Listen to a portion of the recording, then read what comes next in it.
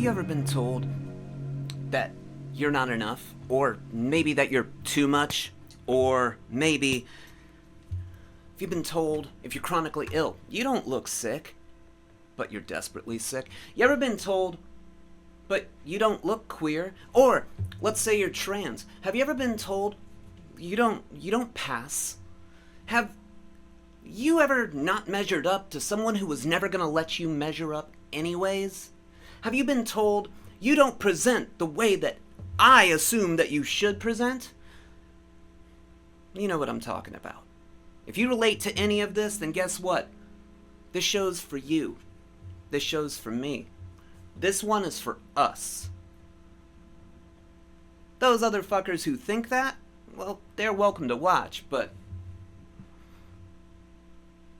this is for us.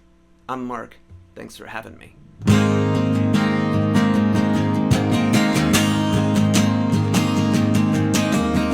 Every child's a great artist until someone says they're not.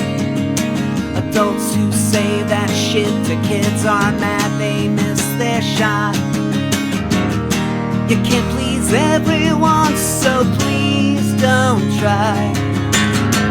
I can't promise it'll be easy or even be alright, but the world's gonna kick the shit out of you. Please remember that all you have to do is outlive all those people who kick the dreams right out of you.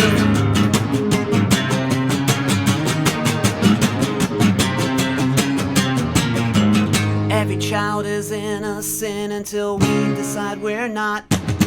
Personally, I trust a 4-year-old over anybody working any ballot box, cause they don't care who made my clothes or if I put glitter on my face. And I guarantee they don't give a shit what's between y'all's legs. But since the world's gonna kick the shit out of you, just remember that all you have to do is outlive all the people who kick the dreams right out of you.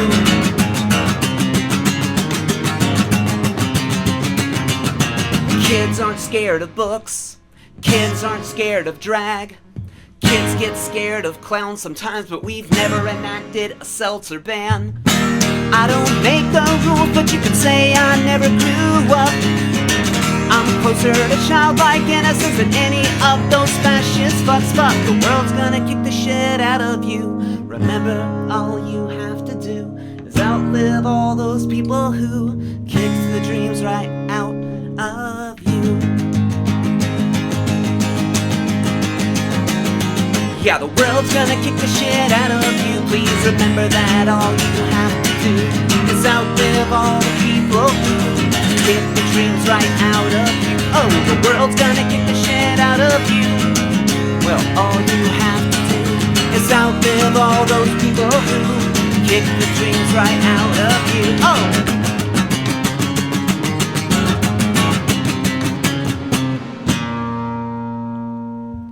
Takes one to know one, not always but often enough.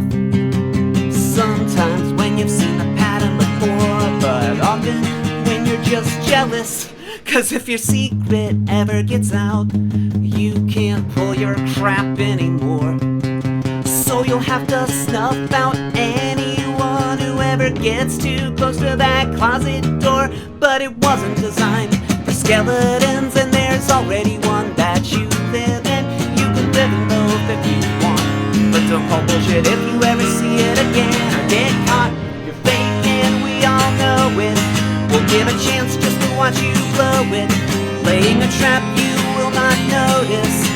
The irony, the hypocrisy that we only found you fake. Doing the exact same things, cause we're all doing the exact same things. And that's bad, so you're bad, but we're fine. Things were better way back when, but honestly, some stuff was. Like TV and radio could be surprising. Oh, and once upon a time we decriminalized love. Love might become a thought crime. I'm sick of living in Orwell's books, and every time I bring it up, every time I say it's fucked, I'm getting sick of all these dirty looks. I'm like, what the actual fuck? wasn't being alive hard enough. We did not elect them to do this, but they got to do it by lying to all of us. And that means they're fake and we all know it. We laid a trap just to watch them blow it. Laying a trap we did not notice. Their irony, their hypocrisy, that they only found us fake.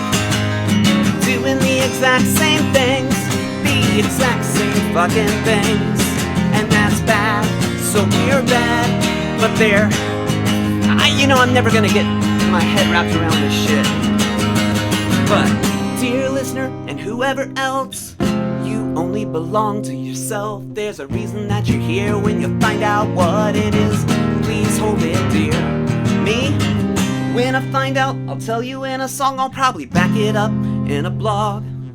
Life has always been such a fucking slog. Why I should give up now, it's just not clear. If you had an axe to grind, yet it never made sense, it's time to relent. 15 years ago I wondered why you types of folks weren't already dead. You're fake and we all know it. You'll lay a trap just to watch us blow it. You'll make a choice but we won't notice. The irony, the hypocrisy, that we only found us fake. Wait, doing the exact same things, same tools, same computer, same everything. So it's bad, and we're bad. Hell, we're all fake and we all know it. We'll give a chance just to watch us blow it. We'll lay a trap we will not notice. Our irony, our hypocrisy, that we only found us fake. Doing the exact same things. I hope I can rest my case. And that's bad, so you're bad, but we're fine, I guess. What the actual fuck? Hi, I'm Marc. I am so thrilled. Thank you so much for having me here at Virtua Ongaku. That's me thanking Team Ongaku. That's me thanking you, the viewer, the listener if you're not looking at the screen, but also Zebra Youth. Thank you for doing what you do. I'm going to give you a little bit of my own story. If you missed the opening crawl, I've been making music for quite a long time under the name Marc with a C. Actually, December of this year, 2024, will be the 25th anniversary of the first Marc with a C show. That's good or bad depending on who you are, I suppose. But, I mean, my story. See, a few years in, or a few years ago, I want to say this was 2017, somewhere around then, I had made mention, like, hey, some of you may not know, I'm gender fluid. And this blew people's minds. And I was like, wait, what? Because anybody who was really close to me on a personal level, they knew that. But furthermore, that blew their minds even more, because then some people started to understand that what I did on stage was a persona. Because nobody just wants to watch somebody doing their everyday stuff. I mean, maybe you do, but that's just not the typical thing. We puff ourselves up, and, So, I didn't immediately tell the world that behind what I did, I was gender fluid, but I'm going to tell you why. Let's rewind back to me being around 14 or 15. This would be the 1990s. Yes, dinosaurs roamed the earth, and I got to listen to Nirvana while the dinosaurs roamed the earth. I was living in the 6th most populated city in America, but for some fucking reason, fate had it so that I had to move to a absolutely tiny town in the middle of fucking nowhere in Florida.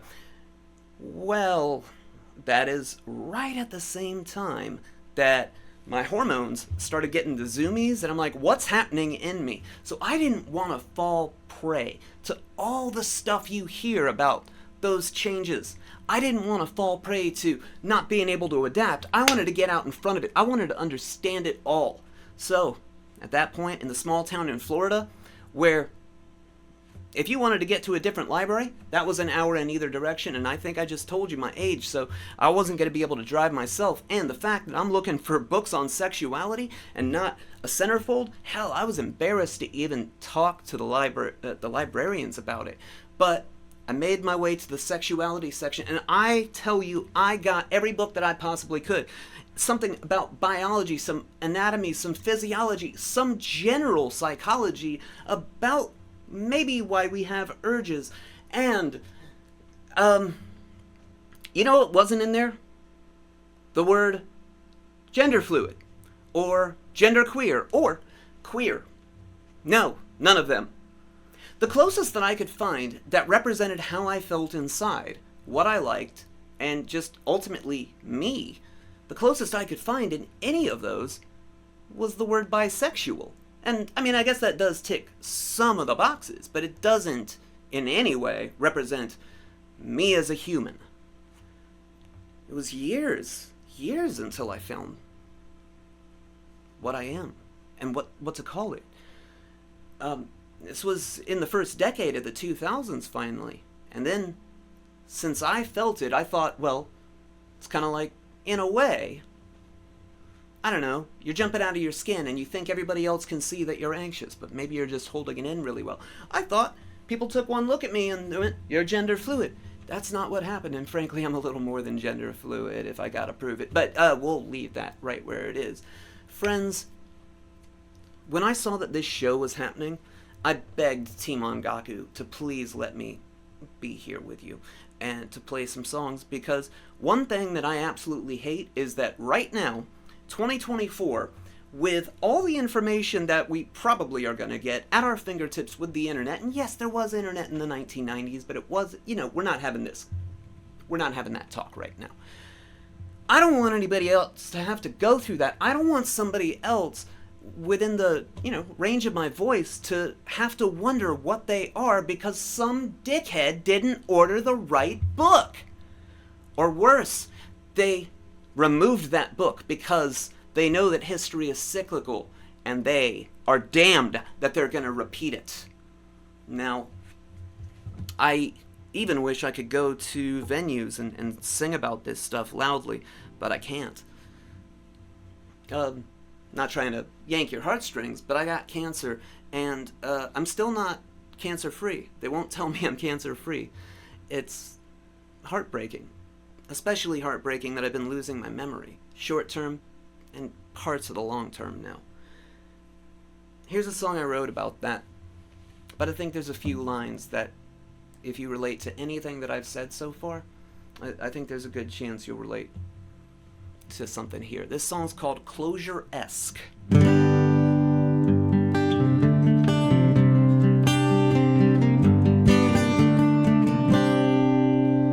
I can't take it anymore. Too many windows and unlocked doors. Each bit of info I'm picking clean for how the hell it applies to me. When I can't tell you what I've had for lunch, or if I've had breakfast in the last month, but I'm treated like I'm 23, able-bodied, sane and healthy. And there's constant reminders of what I can't do. There's laughing and petty when you notice too. Why would this get a space on this timeline when I can't keep track of time?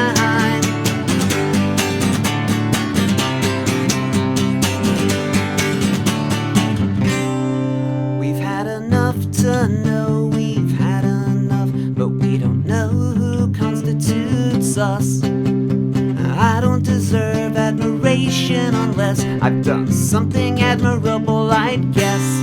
But disrespect for sticking it out while I'm fighting ideation yet again is not the compliment that you might have initially thought. I'm fucking tired of being strong.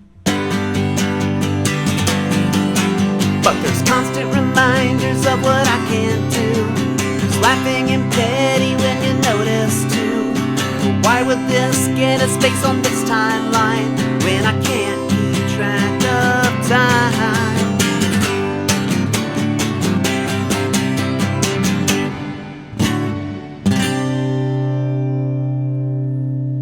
So I know that it's easy for us to call the people who make us constantly have to be on edge, constantly have to feel like a prey animal, showing that we're strong so that they can't come get us, whoever they might be.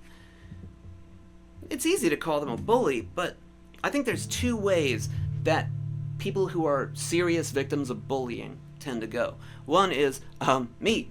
I freak out a lot. I am an anxious fucking ball of anxiety. That's it. I'm even nervous trying to describe that. And it might make you walk on eggshells and tiptoe and make sure that you're not doing that to anybody else, even though it kind of seeps into you, and every once in a while you'll realize you're doing it to somebody else, even in the smallest way. But you have remorse, you feel guilty, and you don't do it anymore. That's one side. Or you try not to do it anymore. You try your best to get it right, not hurt anybody. Then there's this whole other side. Okay, so you know those people that we might say they peaked in high school, but they didn't. They think they're peaking right now, but they're not. You can take a look at them, and they will tell you directly that high school was the best time of their life, or college was the best time of their life. They'll even possibly tell you that they're still friends with all their frat buddies, all their sorority sisters. And now they're in like their 70s making laws about us. Everybody gets bullied at least once. And sometimes I wonder if these people got bullied so immediately and they just immediately got, all right, hide everything that I am and be villains. I don't know. It's the only thing that kind of makes sense. But I do know that some people that were bullied, you know, as bad as it can get, I know that they ended up rising to positions of power and didn't realize that they were being bullies. This song's about them. It's about us. Well, I think it's obvious that you can take what you want to take out of this song called You Do You.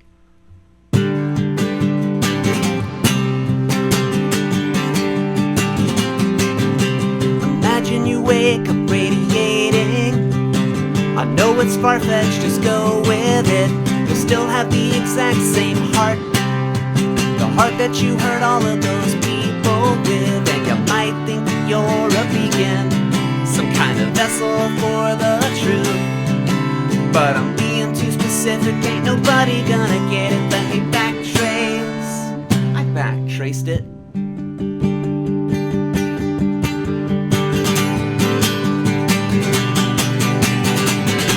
Grow up and get bullied, those bruises get worse for your whole life. The reason's not withstanding, but we all heal at different rates and times. And the bullied become bullies if they get the power to. Your mom will tell you they don't mean it, but you know they fucking mean it. And the game stays. You do you.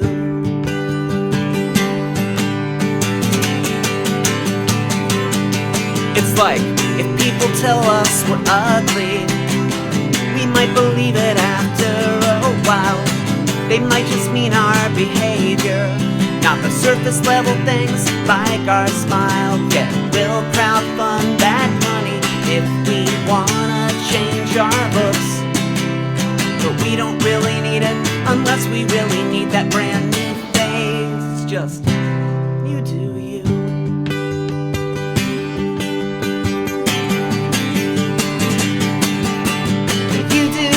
Despite my hullabaloo, you be you and you'll be fine. Each and every rule maker's just a little Darth Vader. I believe in you, so please believe in yourself, alright.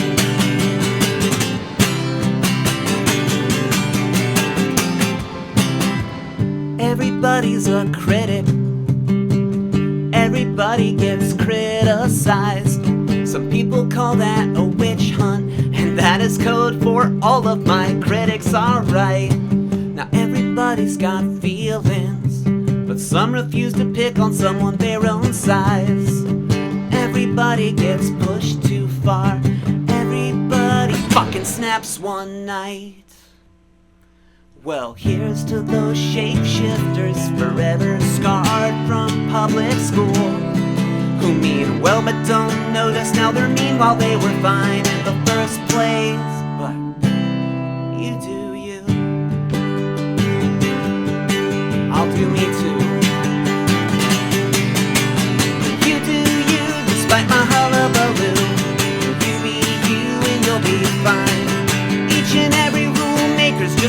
little Darth Vader, I believe in you, so please believe in yourself, alright.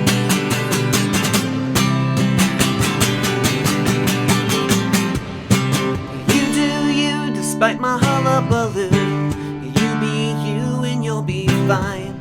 Get your mind out of the gutter unless you want it in the gutter, and if you do, then you do you all night.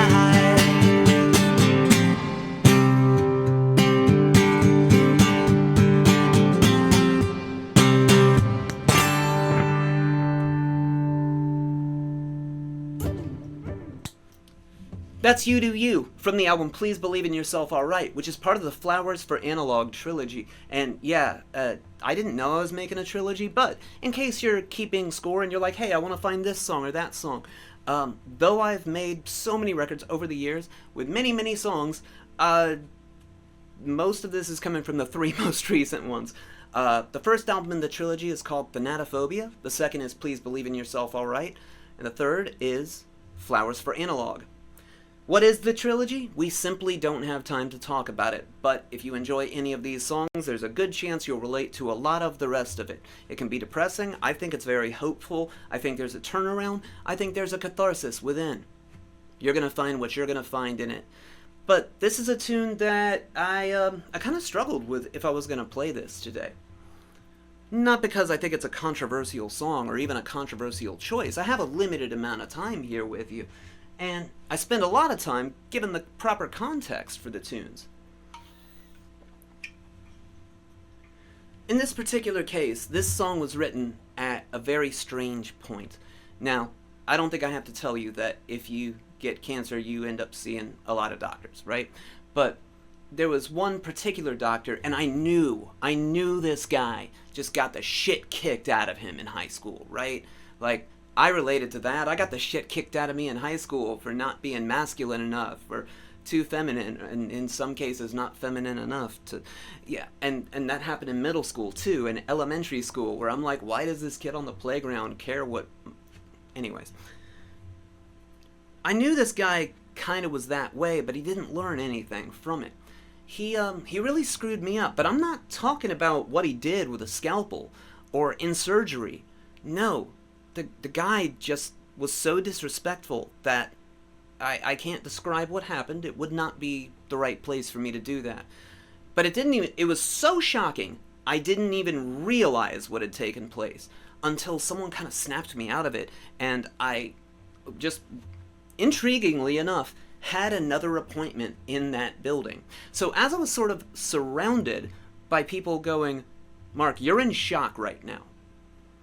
And while I wasn't responding, apparently what I was doing was I had my phone, and I definitely was texting somebody, but I also was writing the lyrics to this song. And so many of the situations in it do not relate to what that was. But it ended up being like this weirdly victorious, kind of like puff up your chest, gas yourself up and go, I can get through this, nobody can stop me. Even though that person really just stops me, and I'll probably be in therapy for the rest of my fucking life over what that asshole did. But the song, if you need it, please take it from me. This is called You're Gonna Have to Kill Me.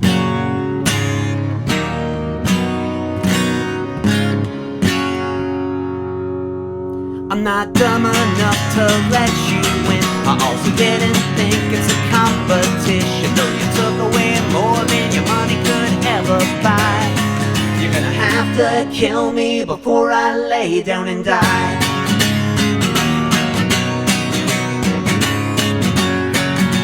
Well, some things ought to be saved. Projection often paves the way that takes so much functionality, it's barely leaving eyes. You're gonna have to kill me before I lay down and die.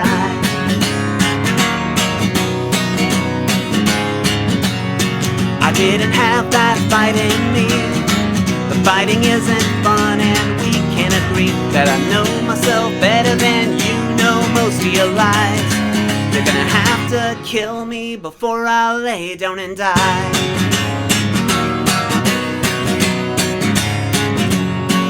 But why should I lay down at all if I was pretty stand up from day one? what you're fighting for, because there's a few battles coming that you wish that you never won. And no one ought to have to say this, and no one should ever have to feel this, but if it's all that's between you and going towards the fucking light, just say they're gonna have to kill you before you lay down and die.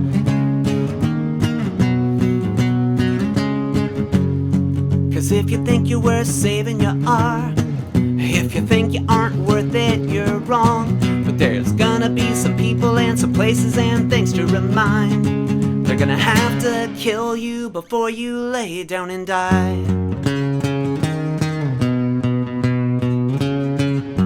Besides, if you think I'm gonna give up, you ain't met me. No matter the strength or the nobility, pretend that you're amazing, and you are at many times. Lay your burdens on me until I'm paralyzed. Set up the empath to get the self-esteem that passed you by. Confused on which feeling's yours and which one's mine. Take the meds and the food that we need to stay alive, just to prove that you want us to stay alive. And reject the evidence of your ears and eyes. You're gonna have to kill me before I lay down and die.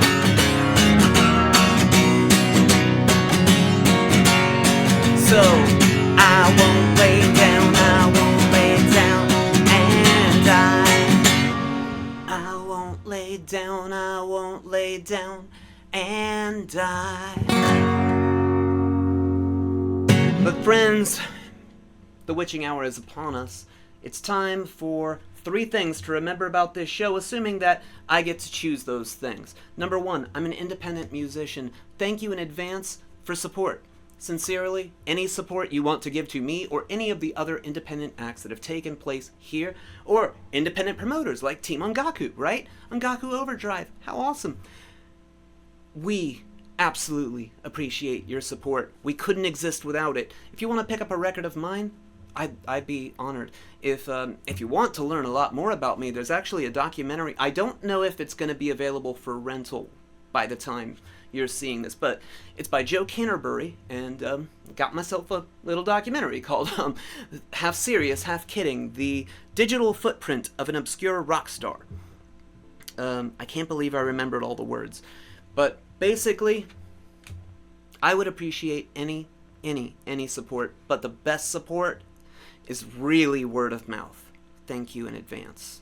Number 2, I know I'm preaching to the choir here, but acquiring enthusiastic consent before any sexual activity is mandatory, never optional, and, of course, your body and all the choices that surround it belong to you, and only you, and I beg you never to settle for less. And finally, I wrote this song to get myself through a really rough period.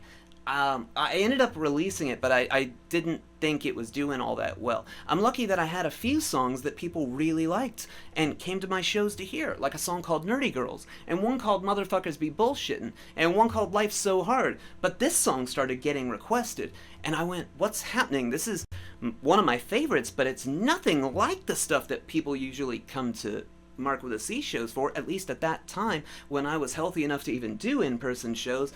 And it turns out it was because the Grammys noticed. But I'm not saying that to pat myself on the back. I'm saying I'm happy that this song ended up bringing some hope to other people who aren't me. And just in case it's helpful for you, here's my last song of the night. This one is called One of These Are Gonna Be Your Day, and I believe that.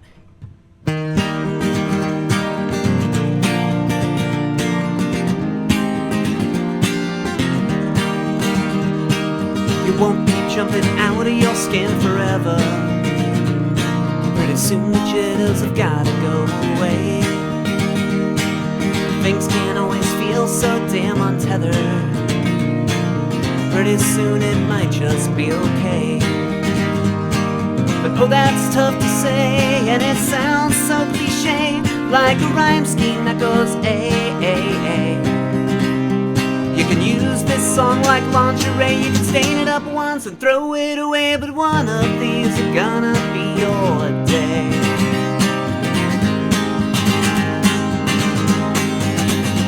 So look at your pulse and really think about it.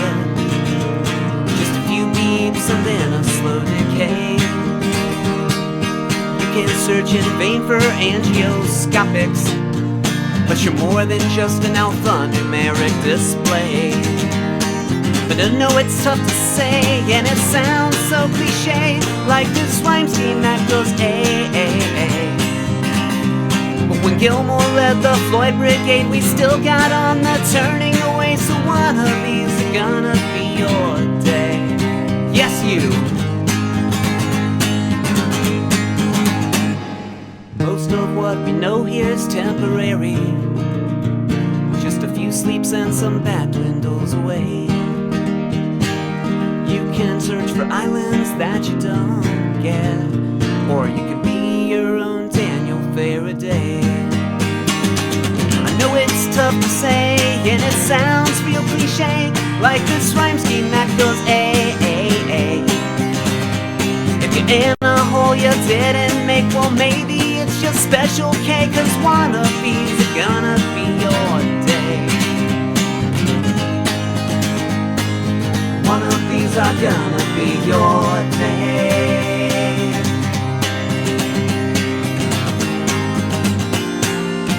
Thank you so much for letting me be part of this show.